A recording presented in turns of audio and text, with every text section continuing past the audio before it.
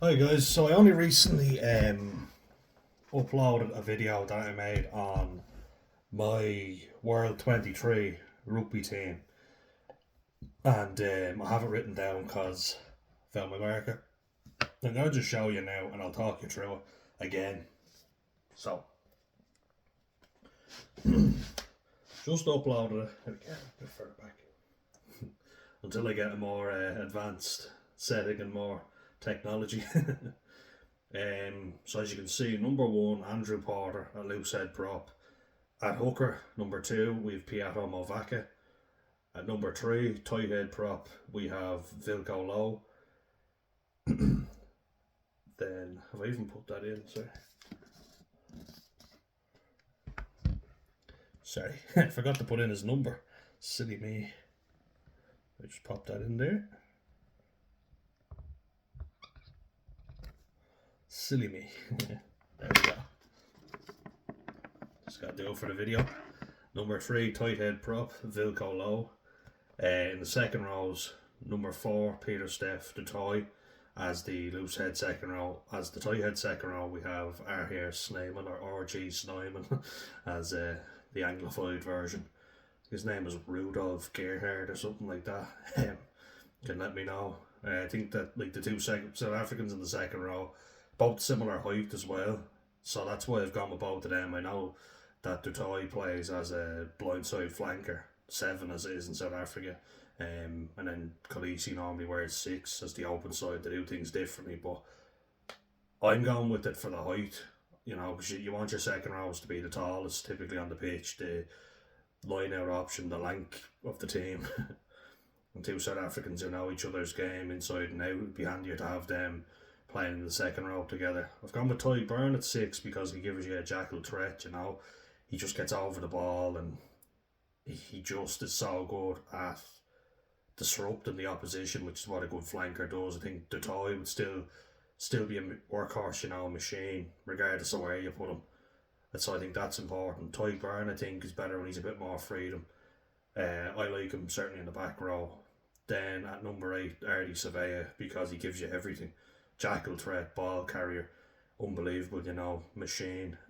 Josh van der Fleer again, an open side. Don't think anyone will argue with that. He's really good, you know, and especially nowadays where I don't think there's as many arguments for places. You know, I don't think the quality is there that used to be there before.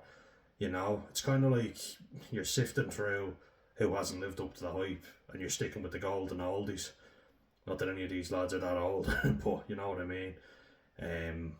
Feels like there's been a lack of quality recently, compared to the older players. And then the halves we have Antoine Dupont, of course. I think nobody will dispute that.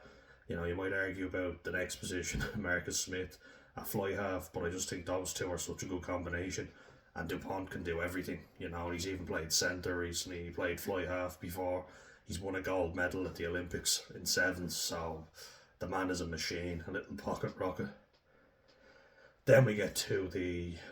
I'll go with the centres first and then get to the back three. So we've gone with Damien Dialande and Jesse Creel. And see, I've gone for a combination here because I was thinking of other noteworthy 13s. So obviously, like Rico Ioane would be one, as much as there was that RG Bargy with him and Sexton. Personally, I prefer Ioane as a winger. Always thought he was better on the wing than in the centres, but needs must. They want to get all the players on the best players on the field. He certainly does a job there. Ring rows, though, I think would be more deserving. He put him on his arse. You know, he smashed Ioane. We were all cheering when that happened. Ringrose is an honourable mention. It's not so much for the individual players. It's the combination of Dialande and Creel, because an honourable mention to I personally would prefer Andre Esterhazen at 12 if I was a if I was Rassi Erasmus. But Dialande and Creel work so well together, and if it ain't broke, don't fix it. And certainly winning back-to-back World Cups ain't broke. So I think we'll leave that the way it is. And then back three. So I've gone for flair and attack. I think there was a period there, especially when you had the likes of Nemanja Nandolo or Nadolo, I think it is. I don't think they pronounce it Nandolo. I think it's actually Nadolo, if I'm not mistaken. But big left winger, Ardy Surveyor, sorry, Julian Surveyor. It's mad that one brother gets really good and then the other drops off the face of the earth when he had been the mainstay in the team. That was your left winger. I was only talking about it actually because most players pass from right to left. That's why your bigger try scoring machine on the wing with pace and size plays on the left. Obviously John Olomu, he was a left winger. And then your kind of hot stepping type of winger plays on the right because people are slower at getting the ball across to them, meaning that when they shift over to the right hand side, they can be bundled into touch. They're not getting the ball out in front of them as quick. And then if you think about the New Zealand team that won the 2015 World Cup, just thinking back to that, Nihi Milner Scudder, Nihi on the right, and then you had Julian Surveyor on the left, bombarding, bashing through people. But Milner Scudder had that ridiculous sidestep, like unbelievable. And then you had Ben Smith. There's a lot of Smiths in the New Zealand team back then. You had Conrad Smith and Aaron Smith. Lots of them. None related. I thought Conrad and Ben might be related, but no. No relation. But yeah, I've gone for hot steppers in the back line. So I've gone with Curtly Aronson on the left wing at number 11. On the right wing, number 14, Mark Talea, because he is unbelievable. So slippery and deceptively strong. He's unbelievable. So hard to stop. He just seems to always wriggle out of tackles no matter what. Combination of Samoan and South African genetics. So it's a dangerous thing. And then you have Cheslin Colby, a fullback, because he can cover so much of the pitch. Needs to stop diving though. Just FYI, Cheslin, really good player, but cut that out of your game. There's been 2 incidents now. Mako Votopolo wasn't there to reef him out of it the second time. But yeah, I don't like to see that shit, so, but can't deny what a quality player he is, And I just think the amount of defenders you're going to beat with that back line is unbelievable. You've got so much speed. But then you've got the understanding in the centre, 2 centres that know each other well, Because there are very good centres that I could have mentioned, but that's the tried and tested one, Gary Ringrose, Hugh Jones, be another one at 13. Rico Ioane. You could also have Andre Esterhazen. I've put Jordy Barrett in the team, but I'll mention that in a second. But yeah, you just want that knowledge and understanding. And I think that's better for South Africa than anyone else, especially with a team that likes to defend like they do, up in your face, pressing you hard. That's kind of it, So I think they do that better than anyone. And with France, Jonathan Dante, Gael Fickou haven't really been firing, so yeah, can't really mention them. I think England look a bit flat in the centres, although Ollie Lawrence is really coming into his own. Had a good game tonight against Leinster for some parts, but he's yet to prove himself in my opinion. But yeah, that is my 15. Then on the bench, Malcolm Marx, does such a good job off the bench. Great jackal threat, but honourable mentions again for if Dan Sheehan was fit, yeah, he'd be there, but he just isn't. So this is at the moment, you know what I mean? Current form, really. It's based pretty much on current form. That's why Phil Colo gets in, because he's been phenomenal in his current form. And I think he's one of the most underrated tight head props in the world. Franz Malherbe would get in because of how good he is in the set piece. But Phil Colo, I just think ball carrying, strong, gets jackals, very good at them, hardly ever gets moved in the scrum. So, yeah, scrummaging masterclass. And then I've gone with that front row, Andrew Porter and Phil Colo, because they're both around 6'1", around that height. Ovaka, I think, is about 6'2", 6'3". So all roughly around the same height, you know what I mean? You want to keep it similar enough so there's not one significant height difference. And that's why I've done the same thing in the second row. You might say, why is Etzebeth not there? I just think he's getting on. I think these are the more exciting players and they're the ones I'll have in my team. So that's who I'm going with. Then, so you've got Malcolm Marx, replacement, second row. Replacement, loose head, Number 17, Gerhard Steenekamp, because he's just a powerhouse. Him and Vilko Low, along with Johan Hrobelaar, dismantled the Leinster front row. Something which Oxen J and Franz Malherbe couldn't do for the Springboks. So I think there's an argument to be made for them. And particularly, like, as I said with the height thing, Gerhard Steenekamp's 6'4", and he's long and lean.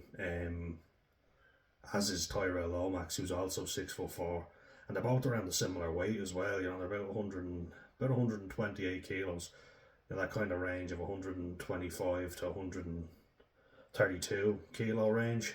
So I thought similar enough. They kind of come off the bench, they'll work well together, rather than having one player that's a different height coming on for each side. You know what I mean? So I thought I'd keep it around the same height. Both have proven they're good around the field and in the set piece. But Mighty Williams very unlucky to miss out. A couple of players unlucky to miss out. But that's just the way it is. But he was impressive to Mighty Williams, so shout out to him. Dismantled George Henri Coulomb. Replacement second row, Thibaut Flamand. The man is a workhorse, and this was a tough decision. But I thought, no, he gives you everything. He's such a good engine on him. He's physical. He puts himself about. He's always up there as top of the tackle stats. He can play blindside flanker if you need him to as well. Plays longer than Miafu, like he is physical but plays longer than your Roman Taufi Vanuas and your Emmanuel Miafus. So, but Miafu is coming on seriously. Such a good player. Fucking powerhouse. Mountain of a man. 20 is the formidable Ben Earl, who has been so good. Not great against Munster now. Saracens weren't great in general, but Ben Earl normally, whenever England needed them in the World Cup just gone, he got them out of so many pickles. He just gets up, carries the ball, even off poor ball off the base of the scrum, he just carries and goes. He was definitely England's best player in the World Cup. So, such a good player. Real talent, and we need to watch out for him, Ireland, when we play England in 2 weeks. Number 21, Jamison Gibson Park. He's not just behind Antoine Dupont because nobody is, but I think he's the next best player at scrum half afterwards. He's phenomenal. His speed off the base of the ruck. I remember watching him and just thinking, wow, he whips that ball out, like when you get the ball on the ground and from when he picks it up to when he throws it, it's whoosh, it's gone. Like lightning. He snipes the ruck so well. Brilliant player, and he's really come on. Excellent for Ireland. Number 22, I've gone for Mr. Reliable, Andre Pollard, because if you need him to come on, he's more the boring, reliable fly half, but he wasn't always that way. He had a bit more flair, but now there's a bit more sense to his game, and he steadies the ship really well. If you need things to be settled down and it's too hectic, he's your guy. He's reliable. He bailed South Africa out when they had a really bad kicking crisis, and they ended up winning the World Cup. He got a kick against England to win the match when it looked like England were going to beat South Africa in a famous win, and then they go on to win the whole thing. So they'd be lost without Pollard. And I've gone for Smith starting to kind of be more dynamic and speed things up, especially when you've got the likes of Antoine Dupont. You want the fly half who can play with him, skill set like Dupont. So he's on the same wavelength. I don't think Pollard is like that. I think Smith attacks right to the line. He's got more pace than Pollard. And I think Smith is better than Roman Ntamack or any of the French fly halves. So that's why I've picked him there. Thomas Ramos, definitely a good player, but plays fullback as well. So didn't really know where to put him in or not. I'm going with Smith. Definitely. And at 23, Jordy Barrett, because I've seen him play on the wing. He can play fullback. He's played centre very successfully for Leinster. He's played fullback as well. Covered the whole field. People have said he's too big for fullback. I beg to differ. The man's a machine. His fitness is insane. His physicality is insane. He's been a great boy. Him and Snyman value for money. As much as it'll pay in the Munster fans, but that's the way it is. He can also play fly half if needed, but a bit big for fly half. That was a physical fly half, you wouldn't want to come up against him. You're not going to run over him the way they did Prendergast today. But that is my 23, guys. And I think it just gives you everything, you know. It's kind of, I remember before, and I'm gonna do a bit more rugby content. A few of the videos haven't been the most popular now because this is a mental health channel, but rugby's a passion of mine. It's something I'd like to do, and I just was thinking of making I call it a golden generation team. So like players when I was growing up that I first started watching and was impressed by, I definitely think talent was higher back in the day. It's definitely easier to come up with players on that list now. Like a fly half, you could say yeah, Finn Russell, maybe. I don't think any Irish contingents, unfortunately. Just don't think they've been good enough. I wouldn't say Damien McKenzie has been up there. Certainly not on recent form. Bowden Barrett in the past, yeah, but not now. Smith's like the up and coming one. Noah Lolosio played well against Ireland when I watched that game, but no, he's not been certainly not world class from what I've seen. Not bad though. I see a lot of potential in him and Australia, especially with Joe Schmidt there. Andre Pollard's the Mister Reliable. You put him on, he settles the ship, steadies the ship, I should say, settles the team down. Um, yeah, Smith is like the attacking type. You got Finn Russell as well, of course. Yeah, look, it's the whole messy of rugby thing. I just can't get over that, especially with Scotland, like the way that they are. Might say I'm a bit harsh, but it's not as if they haven't aggravated the Irish team in the media. They seem to have a thing against us, and now they're making it out like we have a thing against them. They've been saying that they're going to beat us, that they're going to shut us up, and they haven't done it. So look, I just go out to watch rugby and enjoy it, but they're the ones that started it. Just saying.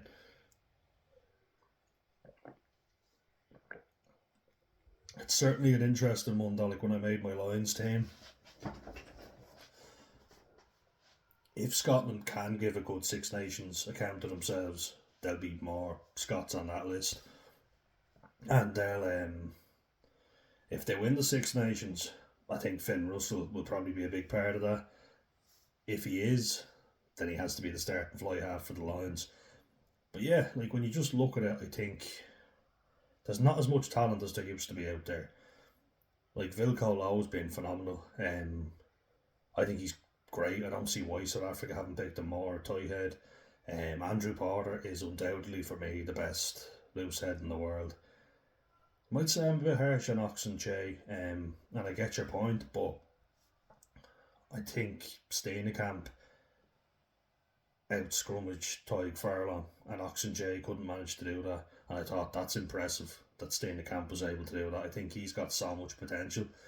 Tyrell Lomax, especially if you're going, like, you have to think of balance of a team as well. So if you've got a really tall loose head, and I know like Vilko Lowe and Steenekamp did destroy the Leinster front row, but I prefer having like, if you're bringing on two replacement props that they're around the same size, do you know what I mean? They're kind of gone around the same height, so it's not awkward for them. And then with Porter and Vilko Lowe, I think Piotr Movaka, undoubtedly, the man is a machine. He's a brilliant player. Like when I remember just watching him against New Zealand in the opening game of the World Cup just gone, the 2023 World Cup. Do you remember when he tapped and went? The pace on him, he's so fast. He's an absolute animal. He's such a good player. And Julian Marchand actually would have been on that list as the replacement hooker if he kept up the form he was in, because I think he was out playing Malcolm Marx for a while there. But you have to also give credit to South Africa. They won the World Cup. You don't do that without having a seriously good squad, and that's why I've gone with two Springboks in the second row. Because I just feel like the balance is there. They both know each other's games. Snyman proved, especially tonight watching Leinster against Bath. I think actually, in fairness, this was the time where Leinster signings showed their worth. For people going, oh, what's the point in bringing them in? Nah, they did. Like Geordie Barrett, solid in the carry when he did carry. Not his most flashy game or exciting, but he was very good, very solid. Rabah Slimani was excellent, outstanding, really good, which is why he's back in the French squad. That's mad, isn't it? Looked like he was exiled, and everybody was like, why did Leinster buy Slimani? But he showed his worth. He was outstanding in the scrum. And I think it has to go, like, you have to see how good he was and go, that's why we need the scrum. And I'm appreciating it now that I'm coaching and I'm trying to get lads who are not just your flashy, flary type players. Having that skill in the set piece is so valuable to rugby, and I think that's what Vilko Lowe has over Franz Malherbe. Scrummaging wise, I think Vilko Lowe is just as good, and then he gives you a lot more around the field. And Malherbe, though, is a set piece specialist, and I think that's what's made him such a good starter for the Springboks. And has to be appreciated, it's not my thing, but you need lads that are like that, While I might not be that type of player, I mean, I was good as a second row in the set piece, but it was never something I necessarily loved. The way you hear guys who love the scrum. I was like, nah. Give me the ball on the loose any day. Andrew Porter can do it all. So, such a talent. Have to say it though, like, I'm a big fan of Ty Byrne, but he needs to start getting back to his top form. He has been very good, especially for Ireland, and Munster have had their issues, but looked a bit shaky. He hasn't looked like himself in the last few games, but on his day, what a player. Such a breakdown menace as well.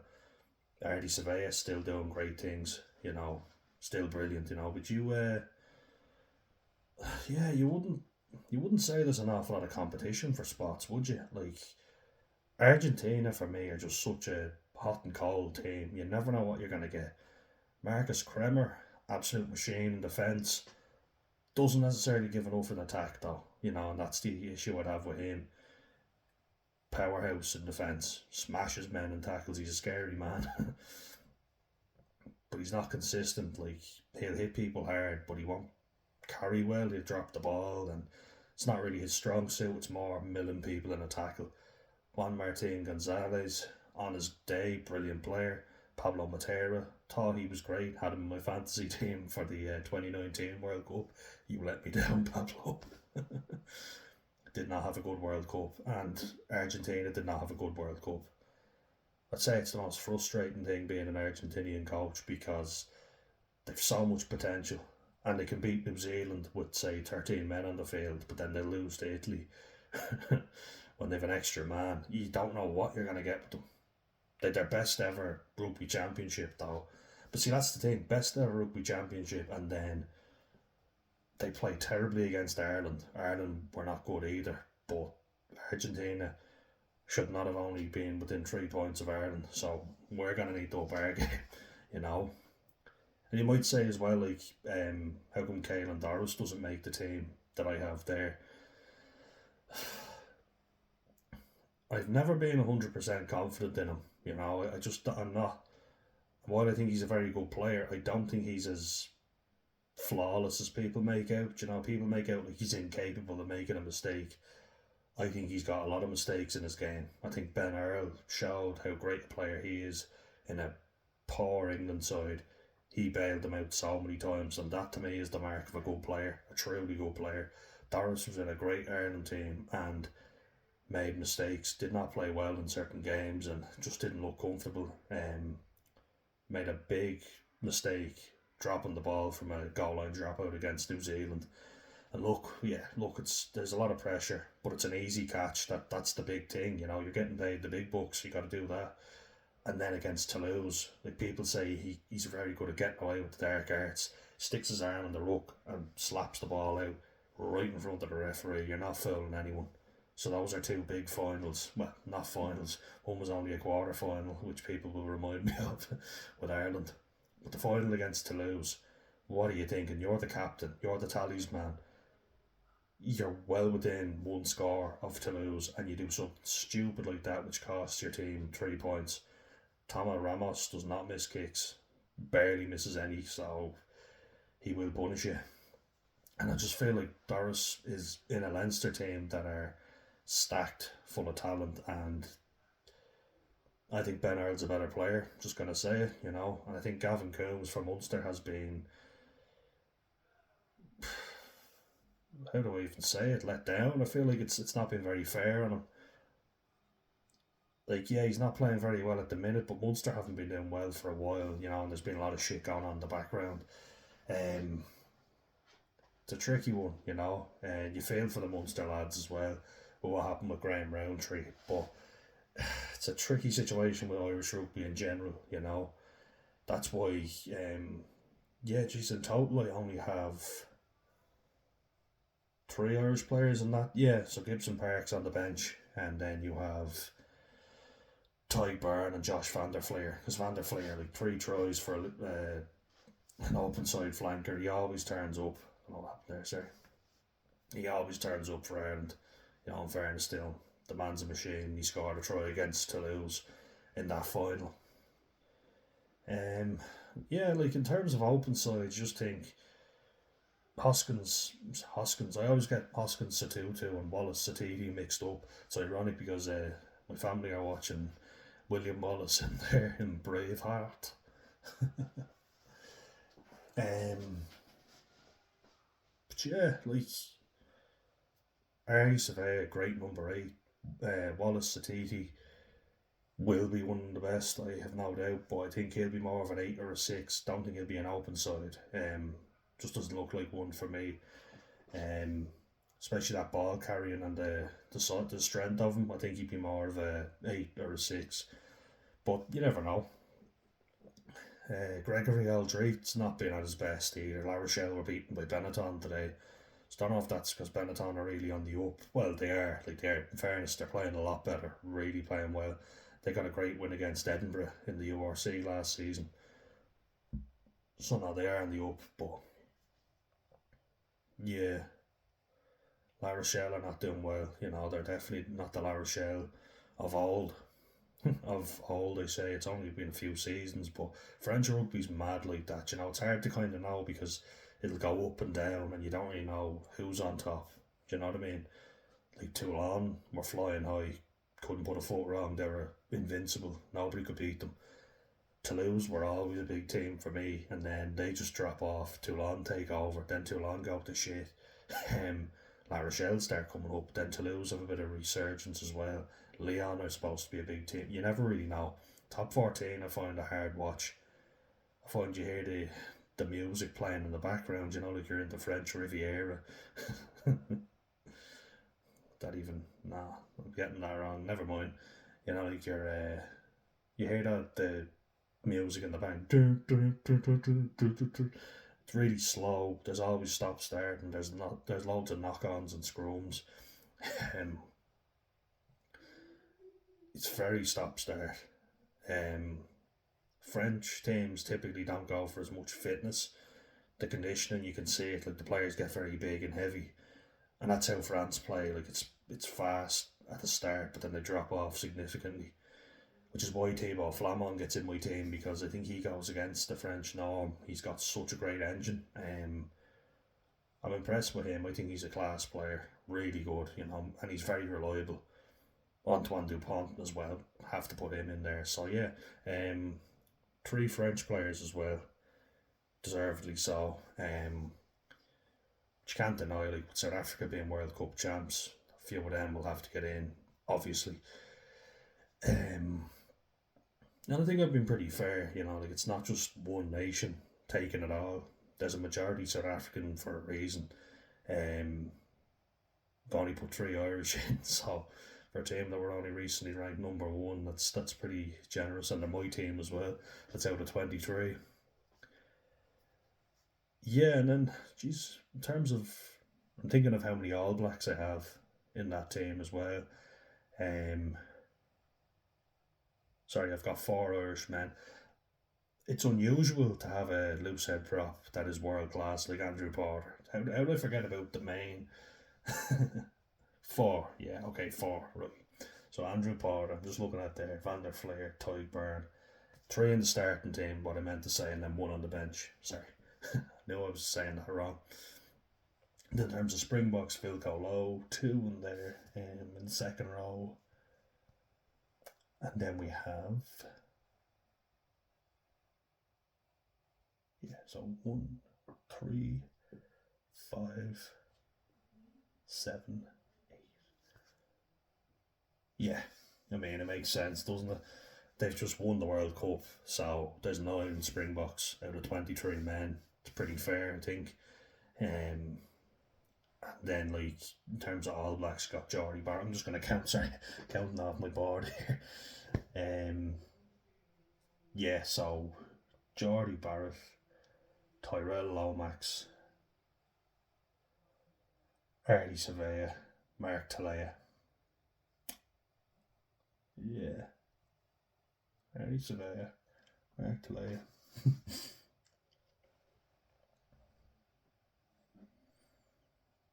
Mm-hmm.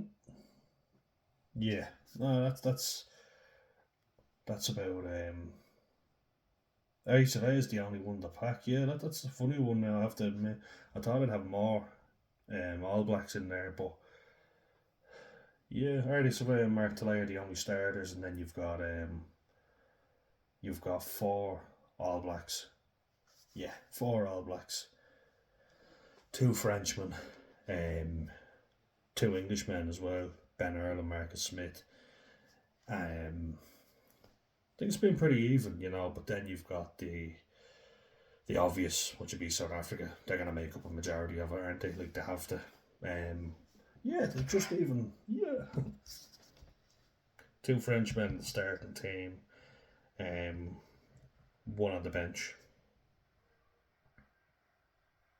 Haven't used many nations now. It's a fair point.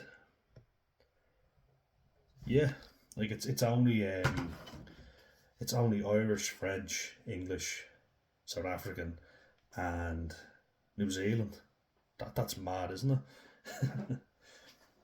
Yeah, like to not have any Welsh in there at all. To not have any Scots. I mean, there's a few that are bordering on there, as I was saying before, and that's just my opinion as well. But it just feels to me like there's not as many top quality players. Like it, yeah, it's an unusual one. Australia have been in such a bad place as well. There hasn't been many. Like their back row looks like it could be exciting again, but it's certainly not world class. Rob Valetini might be one that you'd say, yeah, he gets in. Will Skelton not being great for Australia, not been great recently even for La Rochelle. Taniela Tupou's been disappointing. He's been someone who you think is great, but he just doesn't live up to the hype, or he gets injured. Angus Bell now is exciting. I think he's done even better than Tupou. You might say maybe a few Italian players like Tommaso Menoncello's been very good. Michele Lamaro, but I don't think they're good enough to take over those spots that I've mentioned. Yeah, do you get the impression rugby's a bit stagnant? Like I just feel like it is. I feel like it's really you're not saying that there's so much competition for spots. You know, I don't think so anyway. Um, like I'm struggling here. Francois Crowe is one that comes to mind in the back row, but France can be very hot and cold. I think the standout back row for France has been Gregory Aldry, and he hasn't been great for the last season or so, but normally he's such a good player, and he's unlucky not to get into that team. Just FYI, but he could, depending on what type of Six Nations he has. It seems very clear cut to me. You know, as I say, Australia not playing well, Wales playing terribly. um, Italy on the rise, which is good. Argentina being very hot and cold, having a good rugby championship, but having a poor autumn internationals, and then like having a terrible World Cup. Still getting to a semi final, but lucky to do so. It did not play very well at all. France having a great World Cup, then a shite Six Nations, but then going on and beating the All Blacks in Paris. So that's great, fair play to them. But they had a terrible Six Nations and they got beaten in the quarter final of the World Cup, but were very good. So, yeah. England have been poor as well. I don't know if they're going to pick it up against us, I hope not, but England are just very one dimensional, I think. Because of their size, they usually can be. They usually go for a bigger team.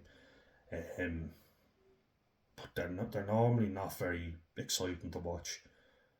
It's just one up, it's kicking. They kicked more than any other team in the group stages, and that's what George Ford will give you. I think if you go with a Marcus Smith, you get a lot more flair. George Ford is never someone I've rated very highly. Don't think his kicking from the tee is good enough.